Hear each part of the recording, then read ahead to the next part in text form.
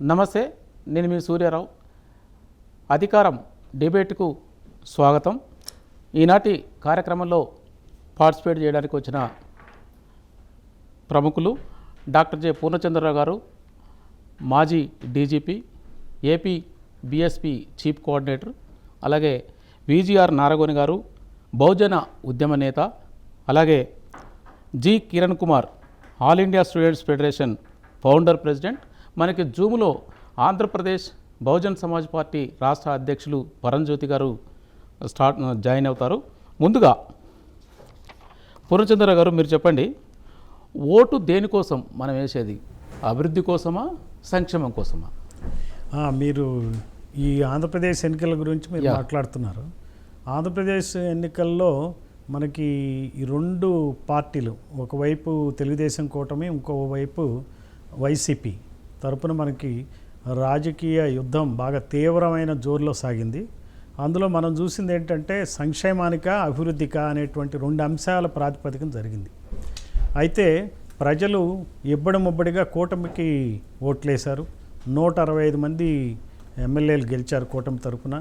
మరి 151 ఎమ్మెల్యేలు గెలిచినటువంటి వైసీపీ 2019లో అత్యంత తక్కువ స్థాయి కంటే 11 సీట్లకు పరిమితమైంది. అంటే దీన్ని బట్టి చూస్తే మనల్ని ఈ రెండు పార్టీలు, కూటమి ఒకవైపు, వైసీపీ ఒకవైపు, అభివృద్ధి వైపా లేకపోతే సంక్షేమం వైపా అనే దానికన్నా కూడా ప్రజలు ఆశించింది ఏంటంటే స్వేచ్ఛ, సమానత్వం. రెండింటిని ఆశించే చేశారు. ఎందుకంటే గత 5 సంవత్సరాల్లో ఆంధ్రప్రదేశ్ రాష్ట్రంలో స్వేచ్ఛ కొరవడింది. మనం కనుక చాలా దురదృష్టకరమైనటువంటి సంఘటనలు జరిగినాయి. ఒక ఎంపీని మరి కస్టడీలో తీసుకుని కొట్టారనేటువంటి ఆరోపణలు కూడా వచ్చినాయి. ఒక రఘురామకృష్ణరాజు, అలానే ఒక మంత్రిగా పనిచేసినటువంటి కోడెల శివప్రసాదరావు, ఆయన్ని అత్యంత దారుణంగా రాజకీయ వేధింపులు గురి చేయడంతో ఆయన కూడా ఆత్మహత్య చేసుకున్నాడు. అట్లానే హర్ష కుమార్ అని చెప్పి ఎస్సీ వర్గానికి చెందినటువంటి మాజీ ఎంపీని కూడా ప్రశ్నించినందుకు జైల్లో వేశారు. ఇది కాకుండా సామాన్యమైనటువంటి వ్యక్తులు కూడా విపరీతమైనటువంటి హెరాస్మెంట్కి గురయ్యారు. మనం డాక్టర్ సుధాకర్, ఎస్సీ డాక్టర్, ఆయన అలా ఒక దురదృష్టకరమైన పరిస్థితుల్లో ఆయన చనిపోయారు. మరి ఒక ఆయన్ని చంపి బాడీని ప్యాక్ చేసి ఇంటికి పంపించారు, దళితుడు ఆయన సుబ్రహ్మణ్యం. అలానే కోడికత్తి సుయ్యను, ఈయన కూడా దళితుడే, ఎస్సీఏ. ఆయన కూడా 5 సంవత్సరాల పాటు అట్లానే జైల్లో ఉంచారు. ఇట్లా కాకుండా ఈ పొలిటికల్ కేసెస్లో చాలామందిని హింసించారు. బీసీ వర్గాలకు చెందిన వాళ్ళ మీద చాలా కేసెస్, నాన్ బెయిలబుల్ కేసెస్ పెట్టారు. మామూలుగా రాళ్లదాడి చేస్తే 307 కేసులు, హత్యాయత్నం కేసులు పెట్టి విపరీతంగా హింసించారు. గ్రామాన ప్రజల్ని వేధించారు. నియోజకవర్గ స్థాయిలో ఎమ్మెల్యేలు అందరూ కూడా ప్రతిపక్ష ఎమ్మెల్యేలను కానీ, ప్రతిపక్ష పార్టీల వాళ్ళని కానీ, తనకు పడని వాళ్ళని విపరీతంగా వేధించి మునిపెన్నుండు జరగల.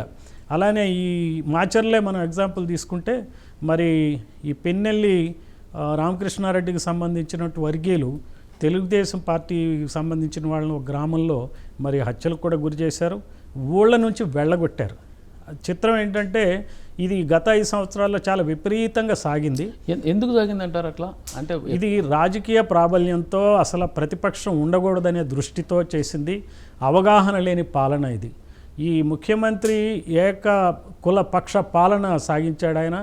ఆయనతోనే కాదు, ఆయన దగ్గర ఉన్నటువంటి మంత్రులు కానీ, సలహాదారులు కానీ, సీఎం పేషీలో ఉన్న వ్యక్తులు కానీ, లేకపోతే ఒక సిఎస్, డీజీ, ఈ పదవులన్నిటికీ కూడా ఒక్క కులానికి చెందిన వ్యక్తులనే ఏర్పాటు చేసుకుని మరి 151 సీట్లు వచ్చినాయి కాబట్టి నాకు ఎదురు లేదనే దృష్టితో ప్రజల స్వేచ్ఛను హరించారు. కాబట్టి ప్రజలు స్వేచ్ఛ కోల్పోయారు, కాబట్టి వాళ్ళు ఓట్లేశారు. ఇదే కాకుండా ఒక సమానత్వం లేదు, ఒక ఆత్మగౌరవం అనే లేని పరిస్థితుల్లో కూడా ప్రజల పరిస్థితి సాగింది. వివిధ కులాల వాళ్ళు చాలా దిగువ శ్రేణి పౌరుల్లాగా బతికారు. ఆ రకంగా కూడా నష్టం జరిగింది ఆ రాష్ట్రంలో. అందుకనే ప్రజలు తిరుగుబాటు చేశారు, సైలెంట్గా ప్రభుత్వానికి వ్యతిరేకంగా ఓటేశారు. నారగోన్ గారు, మీరు చెప్పండి, సార్ చెప్పినట్టు అన్ని దౌర్జన్యాలు, అంత రకమైన అరాచక పాలన మొన్నటి వరకు సాగిందని, దానివల్లనే మార్పు జరిగింది అనుకుంటున్నారా? ఈ దౌర్జన్యం జరగటం అనేది ప్రతిసారి ఉండేదే. గతంలో ఉత్తర భారతదేశంలో ఇది బాగా ఉండేది. గతంలో ఒకప్పుడు రాయలసీమ ప్రాంతంలో కూడా బాగా ఉండేది. కానీ చాలా సంవత్సరాల తర్వాత ఈ మధ్యన మళ్ళీ కొత్తగా పల్నాడు ప్రాంతంలో రిఫ్లెక్ట్ అయింది. కాబట్టి ఎవరిని ఎందుకంటే హోరాహోరీ జరుగుతూ ఉన్నప్పుడు, అధికారం పెనుగులాట కోసం జరుగుతున్నప్పుడు ఇంకా ఇలాంటి సంఘటనలు చోటు చేసుకునే అవకాశం ఉంది. అంటే వీళ్ళకి సమన్యాయం లేకపోవడం వల్ల క్యాబినెట్లో కానీ లేకుంటే పాలనలో కానీ అధికారులకు సమన్యాయం అంటే ఈ వర్గాలకు అవకాశం లేకపోవడం వల్ల ఒకే కులం సార్ అన్నట్టు ఒకే కులం పాలనలో ఉండడం వల్ల ఇదంతా జరిగింది అనుకుంటున్నారా? ఇప్పుడు ఇది భారతదేశం అంటేనే ఒక కుల వ్యవస్థ, ప్రత్యేకమైనటువంటి వ్యవస్థ. ఈ దేశంలో 6,000 కులాలు ఉన్నాయి. ఆంధ్రప్రదేశ్ అదేవిధంగా తెలంగాణ రాష్ట్రంలో దాదాపు 300-400 కులాలు ఉన్నాయి అగ్ర కులాలతో కలిపితే. కాబట్టి ప్రతిదీ ఒక సంక్షేమ కార్యక్రమాన్ని రూపొందించిన, అభివృద్ధి కార్యక్రమాన్ని రూపొందించిన, ఒక రాజకీయ పార్టీ ఎమ్మెల్యేల టికెట్ల పంపిణీ చేసిన, మంత్రి వర్గంలో శాఖలను పంపిణీ చేసిన, ఈ కులాలను గమనంలోకి తీసుకోవాల్సినటువంటి అవసరం ఉంటుంది. ఎందుకనంటే ఈ కులాలను ఆల్రెడీ ఈ కుల వ్యవస్థలో కొన్ని కులాలు బాగా అభివృద్ధి చెందాయి, చాలా కులాలు బాగా వెనుకబడి ఉన్నాయి, అణచివేతకు గురయ్యాయి. ఒక రాజకీయ పార్టీ ఒక ప్రభుత్వాన్ని ఏర్పాటు చేసినప్పుడు, ఒక కార్యక్రమాన్ని రూపొందించినప్పుడు ఏవి అణచివేతకు గురైనటువంటి కులాలు అనే వాటిని గుర్తించి వాళ్లకు తగిన ప్రాతినిధ్యం ఇవ్వాల్సినటువంటి బాధ్యత ఉంది. ఇది రాజ్యాంగంలో కూడా ఉంది. రాజ్యాంగంలో ఆర్టికల్ 15 క్లాజ్ 4 అనేది సోషల్లీ అండ్ వెనుకబడినటువంటి కులాల వారికి, లేకపోతే ఎస్సీలు, ఎస్టీలు, మహిళలు ఇవన్నీ కూడా సూచించడం జరిగింది. కానీ దురదృష్టం ఏంటంటే కొన్ని శూద్ర అగ్ర కులాలు అంటే బాగా అభివృద్ధి చెందినటువంటి రెడ్డి సామాజిక వర్గం, కమ్మ సామాజిక వర్గాలు వాళ్ళ క్యాబినెట్ వాళ్ళ ఆధ్వర్యంలో ఏర్పడినటువంటి రాజకీయ పార్టీలు ఏవైతే ఉన్నాయో ఆ పార్టీలు టికెట్ల పంపిణీ వచ్చేటప్పటికి తన వర్గానికి సంబంధించి మేజర్గా ఇచ్చుకుంటూ మిగిలిన 1-2 స్థానాలు బీసీలలో కొన్ని కులాలకు, అది కూడా జనాభా కొద్దిగా ఎక్కువగా ఉన్నటువంటి కులాలకు, ఎస్సీలలో ఒక 2-3 కులాలకు, అట్లా కొన్ని కులాలకు మాత్రమే టికెట్లను నామినల్గా ఇస్తూ మిగతా మేజరు టికెట్లు అన్నీ కూడా, మంత్రి పదవులు అన్నీ కూడా ఈ తెలుగుదేశం పార్టీ నాయకత్వంలో మంత్రివర్గం ఏర్పడితే ఇక కమ్మ సామాజిక వర్గంతో పాటు ఇతర కొన్ని వర్గాలకు నామినల్గా ఇస్తారు, మేజర్గా వాళ్ళ వర్గానికే ఇచ్చుకుంటారు. జగన్ కూడా ఇప్పుడు చేసింది కూడా గతంలో అదే చేసిండ్రు. అంటే ఎవరు అధికారంలోకి వచ్చినా వాళ్ళ సామాజిక వర్గం యొక్క నేతృత్వంలో మిగతా వర్గాలకు 1-2 ఇస్తూ ఉన్నారు. కానీ మీకు ఒక ఉదాహరణ చెప్పాలి. చిరంజీవి గారి నాయకత్వంలో ప్రజారాజ్యం పార్టీ ఆవిర్భవించింది. ప్రజారాజ్యం పార్టీ ఆవిర్భవించినప్పుడు టికెట్ల పంపిణీలో మాలాంటి వాళ్ళము ఉండటం వల్ల, పవన్ కళ్యాణ్, చిరంజీవి గారు కొంత ఆలోచించడం వల్ల 294 టికెట్లలో 100 టికెట్లను బీసీ కులాలకు ఎన్నడూ పంపిణీ చేయనంతగా పంపిణీ చేయటం. అంటే కులాలను కన్సిడరేషన్లోకి బహుజన్ సమాజ్ పార్టీలో మేము ఇక్కడ వ్యవస్థాపకులం. 1994లో కాంశీరామ్ గారి నేతృత్వంలో ఏర్పడ్డప్పుడు 294 సీట్లలో అసలు 148 టికెట్లను ఈ బీసీలకే కేటాయించి అసలు ఆంధ్రప్రదేశ్ చరిత్రలోనే ఒక చరిత్రాత్మకమైనటువంటి నిర్ణయం చేయటం జరిగింది. అంటే కులాల సమానత్వం, అన్ని కులాలకు ఈక్వాలిటీ అనేదాన్ని కాంశీరామ్ గారు, తర్వాత ప్రజారాజ్యం పార్టీ ఇలాంటివి కొన్ని కన్సిడర్ తీసుకున్నాయి. కానీ మిగిలినవి అన్నీ ఏకఛత్రాధిపత్యంతో ఉన్నాయి. కిరణ్, మీరు ఆల్ ఇండియా ఓబీసీ స్టూడెంట్స్ ఫెడరేషన్గా చాలా రాష్ట్రాలు తిరుగుతూ ఉన్నారు కదా, సామాజిక న్యాయం ఎక్కడ మీకు సామాజిక న్యాయం జరిగినట్టు కనపడుతుంది? పర్టికులర్లీ తెలుగు రాష్ట్రాలలో సామాజిక న్యాయ పరిస్థితి ఏంటి? ఇప్పుడు సామాజిక న్యాయం అని అనగానే మనకు గుర్తుకొచ్చే రాష్ట్రం ఏదైనా ఉందంటే అది తమిళనాడు రాష్ట్రం.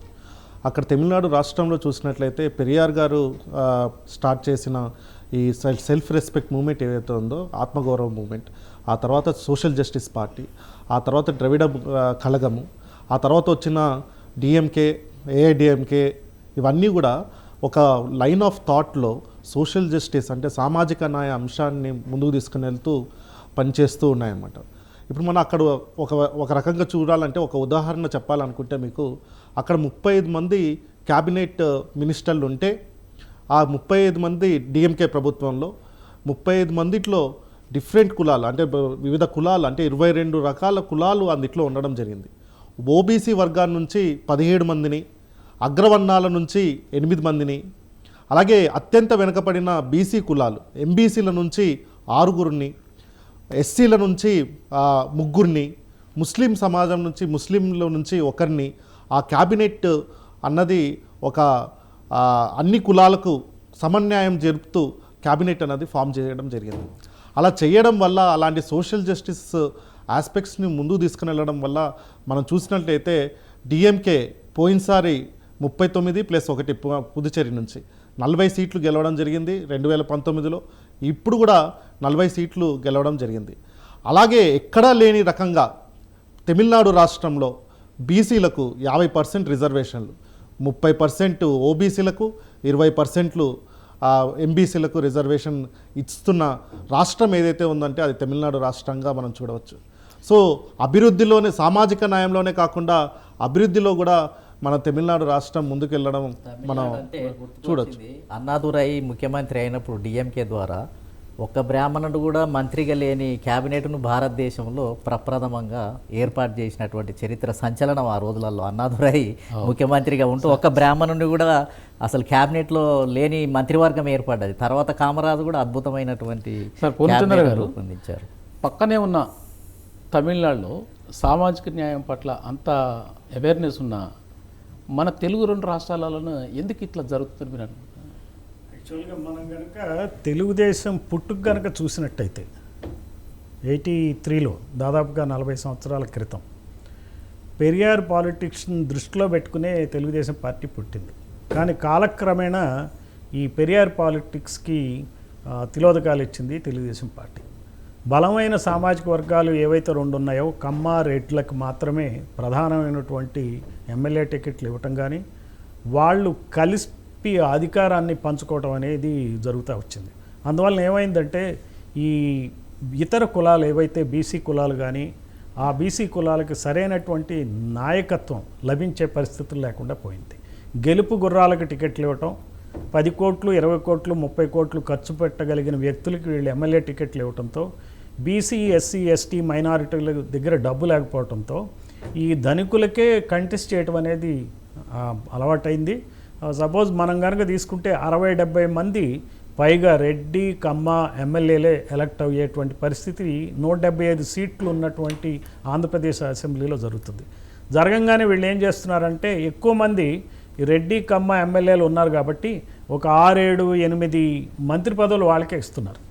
ఏ కులం అయితే మా ముఖ్యమంత్రి ఎవరైతే అవుతున్నారో ఈ రెడ్డి కులానికి కానీ కమ్మ కులానికి కానీ చెందిన వ్యక్తి ముఖ్యమంత్రి కాగానే తన కులానికి చెందిన వాళ్ళకే 6 డజను క్యాబినెట్ బెర్తులు కేటాయించడం జరుగుతుంది. అసలు జనాభా దామాష పద్ధతిలో అలా చేయటం చాలా అన్యాయం. మీరు టికెట్లు ఇవ్వట్లే, ఈ బడుగు వర్గాలను పైకి తీసుకొచ్చే యోచన లేదు.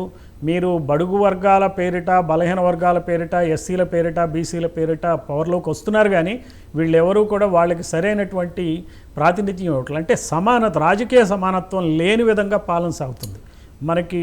అందుకనే మనం చెప్పేది ఏంటంటే ఇప్పుడు ఇంతవరకు ఏ కులం అయితే ముఖ్యమంత్రిగా కాలేదో ఆ కులం ముఖ్యమంత్రి కాగలిగితే అప్పుడే సమమైన న్యాయం జరిగినట్టు అవుతుంది. ఈరోజు పవన్ కళ్యాణ్ గెలిచాడు. ఆయన పవన్ కళ్యాణ్ కనుక ముఖ్యమంత్రిగా చేయగలిగిన రోజున మనం చెప్పొచ్చు ఒక సమన్యాయానికి ఒక ప్రాతిపదిక ఏర్పడుతుందని. చేయని పక్షంలో నా ఉద్దేశం ఏంటంటే ఇప్పుడు ఎవరైతే ముఖ్యమంత్రి అవుతారో ఆయన కులానికి సంబంధించిన వాళ్ళు ఒక్కరు కూడా క్యాబినెట్లో మంత్రులుగా వేయాల్సిన అవసరం లేదు. ఎందుకంటే వాళ్ళకి శాసనసభల్లో వాళ్ళకి సరైన ప్రాతినిధ్యం ఉంది, మరి నియోజకవర్గాల్లో సరైన ప్రాతినిధ్యం ఉంది. వాళ్ళు 6 సార్లు 7 సార్లుగా వాళ్ళే గెలిచారు కాబట్టి మంత్రులుగా చేయటం అనే దృక్పథం కాకుండా కనీసం 12 మంది బీసీల నుంచి మంత్రులుగా చేయాలి, ఎస్సీల నుంచి 5 మంత్రులు ఉండాలి, మరి అట్లానే ఎస్టీల నుంచి 2, ముస్లిమ్స్ నుంచి 2 మంత్రులుగా ఖచ్చితంగా ఈ ప్రభుత్వం ఏర్పాటు చేస్తే ప్రజలకు ఒక మెసేజ్ ఇచ్చినట్టు అవుతుంది. వీళ్ళు ఏదో నామమాత్రపు మంత్రులు కాకుండా నిజంగా వాళ్ళు ప్రధానమైన శాఖలు ఇచ్చి వాళ్ళకి ఇండిపెండెన్స్ ఇచ్చి పాలన, డిసెంట్రలైజ్డ్ పాలన జరిగే విధంగా ఉండాలి. మొనార్కిక్ పాలన కాకుండా ఆ రకంగా వీళ్ళు కనుక పాలన సాగించినట్టయితే ప్రజల్లో నమ్మకం ఏర్పడుతుంది. అప్పుడు రాబోయే రోజుల్లో అటు ఒకవైపు స్వేచ్ఛ, ఇంకోవైపు సమానత్వం, పొలిటికల్ ఈక్వాలిటీ ఉన్నట్టయితే ప్రభుత్వాలు బహుశా ఈ పార్టీలనే ఆదరిస్తారు. అలా చేయని పక్షంలో మళ్ళీ ఈ రోజున వైసీపీకి పట్టిన గతే ఈ పార్టీకి పడుతుందని మాత్రం నిర్ద్వందంగా చెప్పగలను. నారగొని గారు, సార్ అంటారు గెలుపు గుర్రాలకే టికెట్లు ఇవ్వడం, పైసలు ఉన్న వాళ్ళకే టికెట్లు ఇవ్వడం. మరి పైసలు ఉన్న వాళ్ళకు గెలుపు గుర్రాలంటే ఎస్సీ ఎస్టీలకు రిజర్వ్డ్ కాన్స్టిట్యున్సీలు ఉన్నాయి, బ్యాక్వర్డ్ క్లాస్కి లేవు. మరి గెలుపు గుర్రాలు వాళ్ళకి ఎక్కడ దొరుకుతుంది? ఇంకోటి వారసత్వ రాజకీయాల మీద మీ అభిప్రాయం? ఇప్పుడు గెలుపు గుర్రాలకే ఇవ్వాలంటే బీసీలలో కూడా 100 కోట్లు 150 కోట్లు ఉన్నోళ్ళు కూడా కోకొల్లలుగా ఉన్నారు. వాళ్ళని పిలిచి ఇవ్వడానికి అవకాశం ఉంది. కానీ ఆ విధమైనది లేదు, ఊరికనే చెప్తూ ఉంటారు. అదేందని అంటే డబ్బు కావాలి బీసీలకు లేదు అనేది చెప్తుంటారు. కాబట్టి వాళ్ళకి అసలు సహజంగానే వాళ్ళకి ఇష్టం ఉండదు. అంటే ఇప్పుడు మనం చూస్తున్నాం కదా, ఉమ్మడి ఆంధ్రప్రదేశ్లో 12-13 మంది రెడ్లే వరుసగా ముఖ్యమంత్రులు అయ్యారు ఈ రాష్ట్రానికి. బ్రాహ్మణులు ముఖ్యమంత్రులు అయ్యారు, కమ్మలు ముఖ్యమంత్రులు అయ్యారు, వెలమలు ముఖ్యమంత్రులు అయ్యారు. కానీ విస్తారంగా 15-16% ఉన్న కాపులు ఈ రాష్ట్రంలో ఎప్పుడు ముఖ్యమంత్రులు అయ్యారు? ఒక్కరు కూడా ముఖ్యమంత్రి కాలే. బీసీలు 50% ఉన్న వాళ్ళు ఒక్కరు కూడా ముఖ్యమంత్రి కాలే. ఎస్సీస్ నుంచి ఒక దామోదరం సంజీవయ్య 1 సంవత్సరం ఉండగానే తీసేశారు. కాబట్టి అసలు ఈ అధికారము పై వర్గాల నుంచి కిందికి దిగటం లేదు. రెడ్డి సామాజిక వర్గం, కమ్మ సామాజిక వర్గం దగ్గర వచ్చి ఆగిపోతుంది. మహా అయితే తెలంగాణ వచ్చినాక వెలమల దగ్గరికి వచ్చింది. కానీ ఇక బీసీలకు కాపులకు దిగే పరిస్థితి లేదు. అంటే ఇంత తెలివితేటలుండి, ఇంతమంది మేధావులుండి, డెమోక్రసీ అని మాట్లాడుతున్నాము, ఓటు అనేది ఉంది. కానీ ఉన్నాక కూడా ఈ వర్గాలు 90% ఉన్న వర్గాలు రాజకీయ బానిసత్వంలో ఉండటం అనేది ఆశ్చర్యం కలిగిస్తుంది మాలాంటి వాళ్ళకు. ఎందుకనంటే తిండికి ఇప్పుడు తిండి సమస్య కాదు, బట్ట సమస్య కాదు, ఇల్లు సమస్య కాదు. ఇంతో అంతో పని దొరుకుతుంది, పని చేయించుకుంటుర్రు, ఇంత చదువుకుంటుర్రు. కానీ రాజకీయంగా బానిసత్వంలో ఉన్నాం మనంతా కూడా. కాబట్టి దాని గురించే పోరాటం జరగాల్సినటువంటి అవసరం ఉంది. కాబట్టి ఇప్పుడు జరిగే పోరాటం కూడా అదే. ఇప్పుడు ఇంత పెద్ద ఎత్తున 175 సీట్లు లో దాదాపు 165 సీట్లు గెలిచారు. కానీ ఏం మార్పు ఉంది? ఇప్పుడు తీరా చూస్తే ఇంత ఒక భూకంపంలాగా మార్పు వచ్చింది. రేపు జరగబోయే పరిపాలన చూస్తే అసలు ఏమీ ఉండదు. పై స్థాయిలో 2-3 కులాల తతంగంగా మారిపోతుంది విధానాలు, అభివృద్ధి అన్ని. రెడ్లు ఉన్నారు, ఇప్పుడు మళ్ళీ కమ్మాస్ వస్తారు. కమ్మాస్ అంతే, రివర్సే కదా ఇక. అంతే మళ్ళీ ఇప్పుడు పవన్ కళ్యాణ్ లాంటి వ్యక్తులు ఇంత సాక్రిఫైస్ చేశారు, లేదా మిగతా వ్యక్తులు ఇంత కష్టపడ్డారు. వాళ్ళకి ఏమైనా స్వతంత్రమైన అధికారం ఉండి ట్రాన్స్ఫర్లు చేసి, ప్రమోషన్లు చేసి, ఏమన్నా పరిశ్రమలు అలాట్మెంట్ చేసి, ఒక ఆర్థిక శాఖ ఇస్తే దాంట్లో సొంతంగా నిర్ణయాలు చేసే అధికారం ఉందా? కేసీఆర్ మంత్రివర్గంలో చూసాం కదా, మహమూద్ అలీ హోమ్ మినిస్టర్గా ఉంటే ట్రాన్స్ఫర్ చేసే పరిస్థితి కూడా లేదని విన్నాం మనం. అసలు ఎవరు విన్నాం మనం, హోంగార్డును కూడా చేయలేదని కొన్ని సామెతలే బయటికి వెళ్ళాయి. కాబట్టి అసలు అధికారం అనేది ఇప్పుడు మనం అనుకుంటున్నాం వీళ్ళకి మంత్రి శాఖలు ఇచ్చినా అసలు వాళ్ళకు స్వయం ప్రతిపత్తి లేదు, సొంత నిర్ణయాలు లేవు అనేది మళ్ళీ అదొక పెద్ద సమస్య. ఇవ్వటం అనేది ఇవ్వరు, ఇచ్చిన వాళ్ళ కాడ అసలు స్వయం శక్తి ఉండదు. నిమిత్త మాత్రలుగా ఒట్టిగానే ఊరికనే కూర్చోమంటే కూర్చోవాలి, నిలబడమంటే నిలబడాలి. పూర్ణచంద్ర గారు, మీరు రాష్ట్ర అధికారిగా పనిచేసినారు కదా, నారగోని గారు అన్నట్టు ఒకవేళ మంత్రి పదవి ఇచ్చినా ఏదన్నా వాళ్ళ నాన్ కమ్మాస్ కానీ నాన్ రెడ్డిస్ వాళ్ళ క్యాబినెట్లో ఉన్నప్పుడు, ఇప్పుడు సపోజ్ చంద్రబాబు నాయుడు గారు క్యాబినెట్ ఏర్పాటు చేసినప్పుడు నాన్ కమ్మాస్ అధికారిగా, రాష్ట్ర స్థాయి అధికారిగా వచ్చినప్పుడు అతనికి ఏమైనా పవర్స్ సేమ్ ఉంటాయా? రాజ్యాంగం కల్పించినాయి వీళ్ళ మీద డిపెండ్ అయినా సార్? రాజ్యాంగం పవర్స్ అందరికీ ఒకటే. కాకపోతే అక్కడ ఉన్నటువంటి పరిస్థితులు ఎట్లా ఉంటాయంటే అతను ఖచ్చితంగా తన పవర్స్ని, తను అధికారాన్ని చలాయించటం అనగాని నిర్వహించడానికి మాత్రం కొన్ని ఇబ్బందులు ఉంటాయి. అంత స్వేచ్ఛ ఏమి ఉండదు. అదొక రకమైన పరిస్థితులు ఏర్పడతాయండి. ఇప్పుడు సైకలాజికల్గా ప్రజలందరూ ఏమనుకుంటున్నారంటే పలానా ఆయన చీఫ్ మినిస్టర్ అయితే ఈ ఐపీఎస్లో పలానా కులం, ఆ కులం ఆయనది, ఇంది ఒక కులం కాబట్టి ఖచ్చితంగా ఆయనకి ప్రాధాన్యమైనటువంటి పోస్ట్ వస్తుంది. ఒక రెడ్డి సామాజిక వర్గానికి చెందినటువంటి చీఫ్ మినిస్టర్ ఉంటే సో అతనికి డీజీ అవుతాడు, సిఎస్ అవుతాడు అనేటువంటి అభిప్రాయం. మీరు గతంలో మనం చూసుకుంటే చినరాజప్ప గారు హోంమంత్రిగా ఉన్నారు చంద్రబాబు నాయుడు గారి క్యాబినెట్లో. మరి ఆయన ఏమంత అధికారం ఏమి వెలగబెట్టడానికి అవకాశం దొరకలే. అలానే ఇప్పుడు ఒక దళిత మహిళని హోంమంత్రిగా చేశారు, డిప్యూటీ సీఎం చేశారు, ఎవరు జగన్. ఆయనని గవర్నమెంట్లో కూడా ఆమెకి సరైనటువంటి ప్రాతినిధ్యం జరగలే. ఆమె తర్వాత కూడా ఆయన దళిత హోంమంత్రి గారికి కూడా ఆమెకి సరైనటువంటి ఆదరణ దొరకలే. కిరణ్ కుమార్ గారు, మీరు all India students OBC federation, మీ అన్ని యూనివర్సిటీస్, అన్ని పొలిటీషియన్స్ని కలుస్తూ ఉంటారు కదా అందరినీ. జనరల్గా ఈ గెలుపు గుర్రాల మీద లేకుంటే ఎలక్షన్స్ వచ్చినప్పుడు బీసీలలో, ఓబీసీలలో ముఖ్యంగా ఎస్సీ ఎస్టీలకు ఎలాగో రిజర్వేషన్స్ ఉన్నాయి. ఈ ఓబీసీలలో గెలుపు గుర్రాలని ఎట్లా క్యాలిక్యులేట్ చేస్తారు? అంటే ఫ్యామిలీ బ్యాక్గ్రౌండ్ ఏమన్నా రాజకీయం ఉండాలా? ఖచ్చితంగా ఇప్పుడు మనం చూసినట్లయితే ఉద్యమాలు చేసి సార్ వాళ్ళ ఏజ్, ఆ ఏజ్లో ఉన్నప్పుడు చూసిన నాయకులు వేరే, ఇప్పుడు వస్తున్న నాయకులు వేరే. చాలా వరకు మనం చూసినట్లయితే యంగ్ జనరేషన్ నుంచి వచ్చిన నాయకులందరూ కూడా వాళ్ళ 3వ తరమో 2వ తరములుగానో వాళ్ళ నాన్న ముత్తాత తాతల నుంచి వచ్చే వాళ్ళే ఈ రాజకీయాల్లో రావడం జరుగుతుంది. కానీ అందుకనే ముఖ్యంగా యూపీ బీహార్లో మనం చూసినట్లయితే కాన్షీరామ్ గారు తెచ్చిన ఆ రిఫార్మ్స్ ఏదైతే ఉందో దానివల్ల చాలా వరకు ఈ చిన్న చిన్న కులాలు ఏవైతే ఉన్నాయో అలాంటి కులాలన్నీ కూడా సంఘటితమయ్యి అక్కడ ఒక రాజకీయ చైతన్యం అన్నది మనం చూడొచ్చు సార్. ఇప్పుడు రీసెంట్గా కూడా మొన్న ఎలక్షన్లో మనం చూసినట్లయితే రావణ్ గారు ఇండిపెండెంట్గా ఆయన యూపీ నుంచి గెలవడం జరిగింది. అలాగే ఈ వర్గాల నుంచి వచ్చిన వాళ్ళు, ఈ ఎస్సీ ఎస్టీ బీసీ వర్గాల నుంచి వచ్చిన వాళ్ళు గెలవడం చూస్తున్నాం. అలాగే ముఖ్యంగా ఫరీదాబాద్లో మనం చూసినట్లయితే రామ జన్మభూమి రామ మందిర్ ఎక్కడైతే కట్టారో అక్కడ మనం చూసినట్టయితే ఒక ఎస్సీ సామాజిక వర్గం నుంచి జనరల్ సీట్లో కొట్టడం జరిగింది. సో యూపీ బీహార్లో ఉన్న సిచ్యువేషన్ వేరేగా కనబడుతుంది. అదే మన తెలుగు రాష్ట్రాల్లో కర్ణాటకలో తమిళనాడులో సిచ్యువేషన్ కొంచెం వేరుగా కనబడుతుంది. ఇక్కడ డబ్బు ప్రభావం అన్నది చాలా ఎక్కువగా ఉండడం మనం చూడొచ్చు.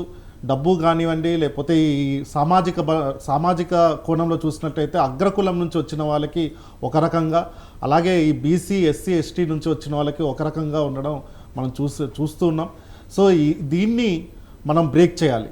ఇక్కడ తెలుగు రాష్ట్రాల్లో ఈ యంగ్ ఈ బీసీలు ఎస్సీల నుంచి వచ్చిన ఈ యువ జనరేషన్ ఏదైతే ఉందో వాళ్ళని తీసుకురావాల్సిన అవసరం ఉందని కూడా ఆర్గనైజేషన్ నుంచి తెలుసు. Thank you. పరంజ్యోతి గారు జాయిన్ అయినారు.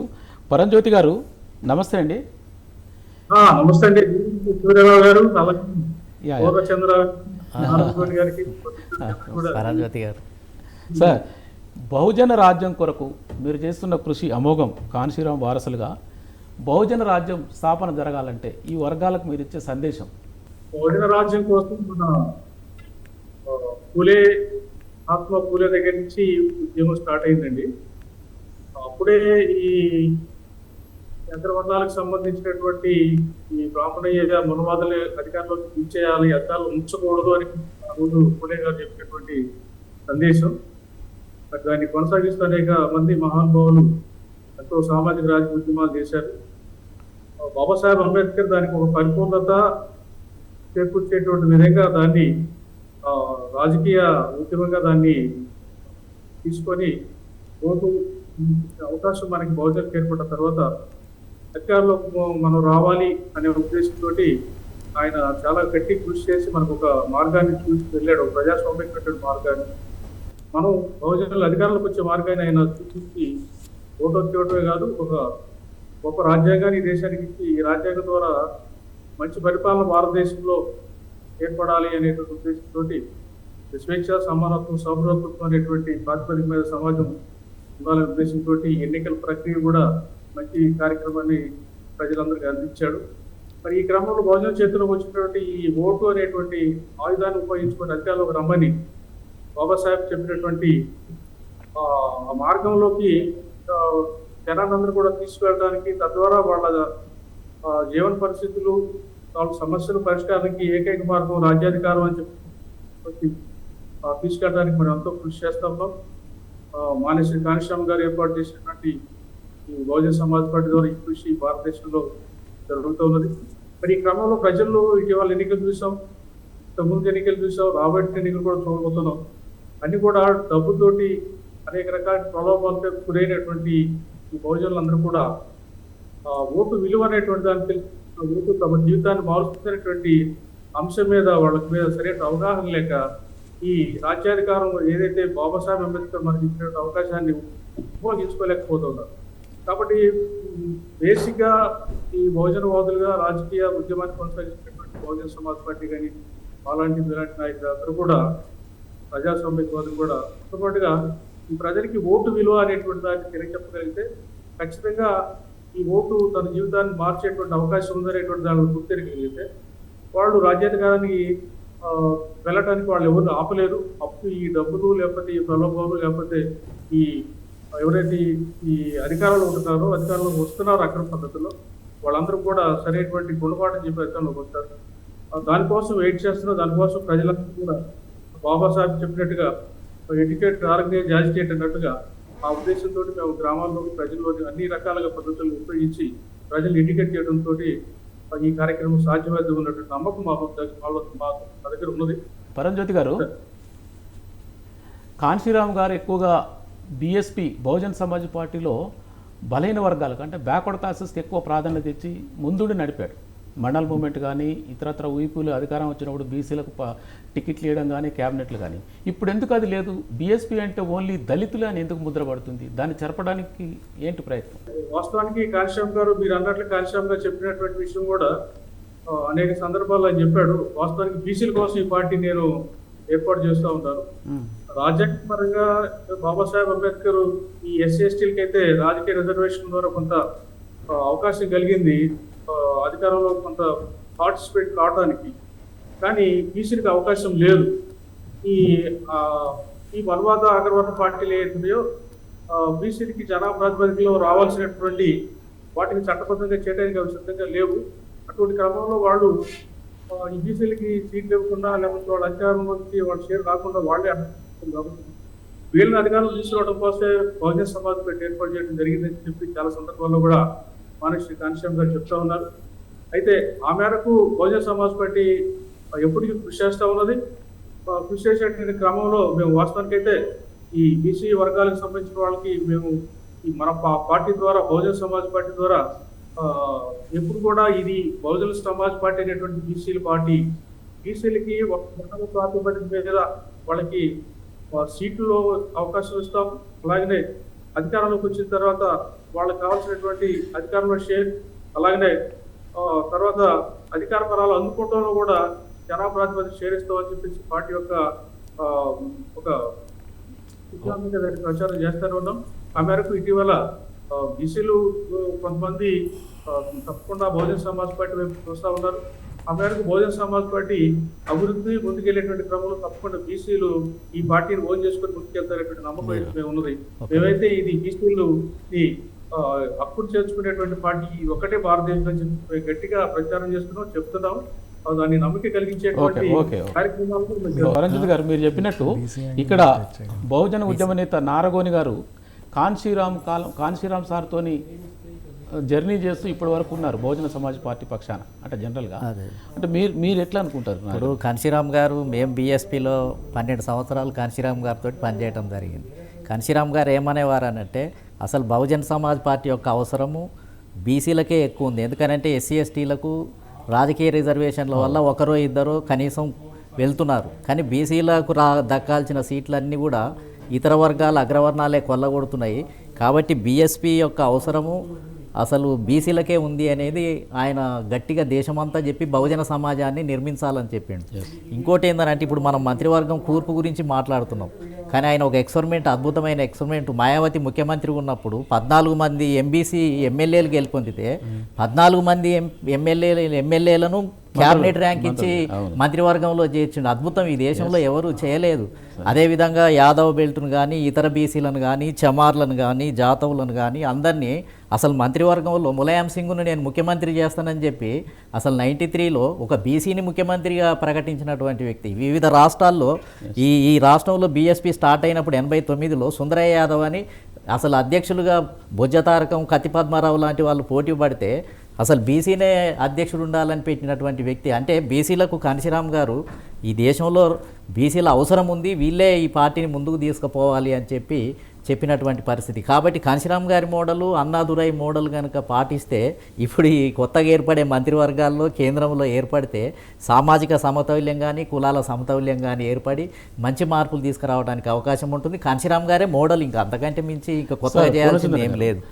కాన్శీరామ్ గారు ఇంత చేసినా ఎందుకు సమాజానికి తెలవలేదు? ఇక్కడ మనకి ముఖ్యంగా ఏమైందంటే ఆంధ్రప్రదేశ్లో సార్ 2 బలమైన కులాలు ఉన్నాయండి, ధనిక కులాలు. వాళ్ళు ఏం చేస్తారంటే ఈ రోజునంటే పవన్ కళ్యాణ్ని దగ్గర తీసుకున్నారు, కానీ మీరు ప్రజారాజ్యం పెట్టినటువంటి చిరంజీవిని ఇద్దరు సమదూరంలోనే పెట్టారు. ఇద్దరిని బదనాం చేశారు, ఆయన బదనాం చేశారు. సో ఆయన ఎదగనివ్వకుండా చేశారు. బహుశా చిరంజీవి గారు కానీ కంటిన్యూ అయి ఉంటే ఈ పాటికి బహుజన రాజ్యం స్థాపించడానికి ఒక మార్గం ఏర్పడేది. ఇప్పటికైనా నేను చెప్పేది ఏంటంటే పవన్ కళ్యాణ్ ఆయనకు వచ్చినటువంటి ఈ చారిత్రాత్మకమైనటువంటి ఏదైతే ఉందో ఒక పొజిషన్ వచ్చిందో దాన్ని బీసీ, ఎస్సీ, ఎస్టీ మైనారిటీల యొక్క హక్కుల్ని పరిరక్షించడానికి ఈ ప్రభుత్వంలో తన పాత్రని సమర్థవంతంగా నిర్వహించాలని చెప్పి ఈ వేదిక కోరుతున్నారు. ఓకే కిరణ్, ఫైనల్గా బహుజన రాజ్యానికి విద్యార్థి విభాగం నుంచి మీకున్న ఆలోచన. ఇప్పుడు మనం చూసినట్లయితే రెండు రాష్ట్రాల్లో వచ్చే ఒక 10-20 ఏళ్లలో నష్టపోయేది ఎవరైతే ఉన్నారంటే అది బీసీ విద్యార్థులు, ఎస్సీ విద్యార్థులు, లేకపోతే వాళ్ళతో పాటు ఈ యూత్లో ఉన్న వాళ్ళు, అంటే 30s 40sలో ఉన్న యూత్ ఎవరైతే ఒక హోప్తో వచ్చి ఈ రాజకీయాల్లో ఏమైనా చేంజెస్ తీసుకురావాలి, మాకు కావాల్సిన మేమెంతో మాకంత ఆ వాటా రావాలి అనుకున్న యూత్ ఏదైతే ఉన్నారో వాళ్ళందరికీ కూడా ఈరోజు ఆల్టర్నేటివ్గా ఈ రెండు కులాలే కాకుండా ఈరోజు ఒక ఆల్టర్నేటివ్గా జనసేన ఒక రకమైన ఆల్టర్నేటివ్ ఇస్తుంది. అలాగే రేపొద్దున మనం పాలిటిక్స్లో, ఆంధ్రప్రదేశ్ పాలిటిక్స్లో ఈ బహుజన్ సమాజ్వాదీ పార్టీ కూడా ఒక క్రియాశీల ఒక ఇన్ఫ్లుయెన్షియల్ పొజిషన్లోకి వస్తుందని కూడా మేము ఆశిస్తున్నాం. అందుట్లో ముఖ్యంగా యువతలో కూడా బీసీ యువతను ప్రమోట్ చేయాల్సిన అవసరం కూడా ఎంతైనా ఉందనేసి బీఎస్పీ పార్టీకి ఎంతైనా ఉందని, స్పేస్ ఉంది కాబట్టి ఆ స్పేస్ని ఫిల్ చేయడానికి ఈరోజు ఈ జనసేన ఆల్టర్నేటివ్ వెతుకుతున్నారు కాబట్టి అది జనసేన పార్టీ, బీఎస్పీ పార్టీ లాంటి వాళ్ళు యువతకి ఆపర్చునిటీస్ కలగజేయాలని కూడా మా పూర్ణచంద్ర గారు, మీరు బీఎస్పీ పార్టీలో జాయిన్ అయినారు కదా, బీసీ యువత, బీసీ సంఘాలు, బీసీ కుల సంఘాలు మిమ్మల్ని కాంటాక్ట్ అంటే మీ పట్ల ఎట్లా ఉన్నాయి సార్? నేను జాయిన్ అయ్యి 100 రోజులైంది. మంచి రెస్పాన్స్ ఉందండి. వివిధ కుల సంఘాలతో మాట్లాడుతున్నాం. యాక్చువల్గా ఈ లైక్ మైండెడ్ పీపుల్ కలవటానికి ఒక బహుజన్ సమాజ్ పార్టీ మంచి వేదికగా ఉంది. నేను కలవాలన్నా మాట్లాడాలన్నా సో మనకి అలనాడు కాంశీరామ్ గారు ఏదైతే సృజించారో, పార్టీ ఒక సిద్ధాంతాన్ని ఇచ్చారో, పెరియార్ వాదం ఏదైతే ఉందో అది ఖచ్చితంగా మనం బహుజన్ సమాజ్ పార్టీ ద్వారా ముందుకు తీసుకెళ్ళచ్చు. నారగొండ, లాస్ట్గా మీరు ఫస్ట్ నుంచి ఉన్నారు, అంటే ఉమ్మడి ఆంధ్రప్రదేశ్ నుంచి బహుజన సమాజ్ పార్టీకి ఫౌండర్గా ఉన్నారు. అప్పటికి ఇప్పటికి ఏమైనా తేడా కనపడుతుందన్న బీఎస్పీ పక్షాన, బహుజనుల పక్షాన? ఇవాళ భారతదేశం అంతా ఎస్సీ ఎస్టీ బీసీ మైనార్టీలు మాట్లాడుతున్నారు, బాగా మీటింగులు పెడుతున్నారు అని అంటే అది కాంశీరామ్ గారి పుణ్యమే. ఒకప్పుడు ఓటమారా రాజ్ తుమారా నైచెలేగా అనే నినాదం ఒక విప్లవం ఈ భారతదేశంలో. అసలు ఒకప్పుడు ఎస్సీ ఎస్టీ అనే పదాలు ఉపయోగించడానికే ఇష్టపడి ఆ ధైర్యం సరిపోయేది. అసలు కమ్మరెడ్లే అధికారంలో ఎన్నాళ్ళు ఉంటారు అని ప్రశ్నించాలి అంటే వెనక ముందో చూసుకొని ప్రశ్నించే పరిస్థితి ఉండేది. ఇలా ఎక్కడ పోయినా ఏ సంఘమైనా ఎవరైనా అవలీలగా అసలు మీరే పరిపాలిస్తారా, మీరే ముఖ్యమంత్రులు అవుతారా, అసలు మంత్రివర్గం అంతా మీ చేతుల్లోనే ఉంటుందా, ఎస్సీ ఎస్టీ బీసీలు ఇంతమంది ఉన్నా ఎందుకు ఇవ్వటం లేదు అని నిలదీయగలుగుతున్నారు అని అంటే కాంశీరామ్ గారు ఇచ్చిన స్ఫూర్తి, సిద్ధాంతం, ధైర్యమే. కాబట్టి అది సంచలనాత్మకమైన మార్పులను క్రియేట్ చేసింది. కానీ వీళ్ళు ఓటు బ్యాంకును ఉపయోగించుకొని ఈ కాంశీరామ్ గారు పదే చెప్పేవాడు బహుజన సమాజాన్ని నిర్మించాలి అంటే బీసీలను, ఎస్సీలను, ఎస్టీలను కలపాలి, బాధితులందరినీ ఐక్యం చేసి ఓటు ద్వారా 40% ఓట్లు తెచ్చుకుంటే అధికారంలోకి వస్తాము అని చెప్పాడు. కానీ దాన్ని అలా పూర్తి చేయాల్సినటువంటి అవసరం ఉంది. మనం చిన్న వాటికి అమ్ముడు పోకుండా, బర్రె గొర్రె ఇండ్ల స్థలాలు కాకుండా రాజ్యాధికారం అనేది గుండెకాయ, దాన్ని పట్టుకోవడం కోసమే ముందుకెళ్లాల్సిన అవసరం ఉంది. ఇలా సిద్ధాంతాన్ని మళ్ళీ ఎఫెక్టివ్గా తీసుకుపోయే నాయకత్వం అవసరం ఈ తెలంగాణ, ఆంధ్రప్రదేశ్ రాష్ట్రంలో అవసరం ఉంది. సార్ ఫైనల్గా పూర్ణచంద్ర గారు, బహుజనులు ఇప్పుడు నారగోన్ గారు చెప్పినట్టు కాంశీరామ్ గారి సిద్ధాంతం ఇక్కడ కనుచూపు మేరలో ఉందా, వర్కౌట్ అవుతుందని అంటే మనం కలవగలమా? ఈ రోజున టెక్నాలజీ కానీ మార్పులు చాలా ఫాస్ట్గా జరుగుతున్నాయండి. ఎవరు ఈ విజయాన్ని కూటమికి ఊహించాల. 165 సీట్స్ ప్రజల్లో మార్పు ఎలా అంటే అలా వస్తుంది. దీన్ని ఈ మార్పుని అందిపుచ్చుకుని లీడ్ చేసేటువంటి సిద్ధాంతం బహుజన్ సమాజ్ పార్టీ దగ్గర మాత్రమే ఉంది. కాబట్టి నేను మీ ఈ వేదికగా మేధావులను కానీ, మరి రిటైర్డ్ అధికారులు కానీ, కుల సంఘ నేతలను కానీ వచ్చి బహుజన్ సమాజ్ పార్టీలో చేరండి. నెక్స్ట్ 5 ఇయర్స్లో ఖచ్చితంగా బహుజన్ సమాజ్ పార్టీ ఆధ్వర్యంలో మనం ప్రభుత్వాన్ని ఆంధ్రప్రదేశ్లో ఏర్పరుస్తాం, అందులో ఏ డౌట్ లేదు. Okay, thank you. ఈరోజు అధికార కార్యక్రమంలో పార్టిసిపేట్ చేసిన all India OBC students founder president Kiran Kumar గారికి, అలాగే డాక్టర్ జె పూర్ణచంద్ర గారు, retired DGP, BSP coordinator Andhra Pradesh, తర్వాత బహుజన ఉద్యమ నేత నారగోని గారికి, జూమ్ మీటింగ్లో తన సందేశాన్ని ఇచ్చిన బీఎస్పీ ఏపీ ప్రెసిడెంట్ పరంజ్యోతి గారికి నమస్కారం.